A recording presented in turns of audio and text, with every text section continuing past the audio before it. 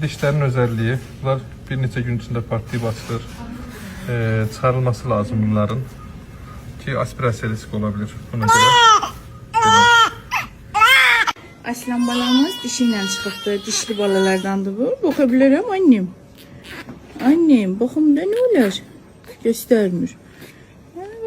Göstermir dişini. Dilini gösterir. Yaxşı gösterende çekelim.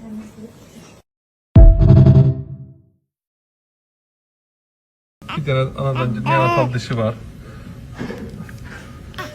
Bu dişlerin özelliği, bunlar bir neçə gün içində partlayıb açılır. Çıxarılması lazım bunların ki aspirasiya riski olabilir. Buna göre Aslan balamız dişiyle çıkıptı. Dişli balalardandı bu. Bakabilirim annem. Annem bakımda ne olur? Göstermir. Göstermir dişini. Dilini gösterir. Yaxşı gösterende çekelim.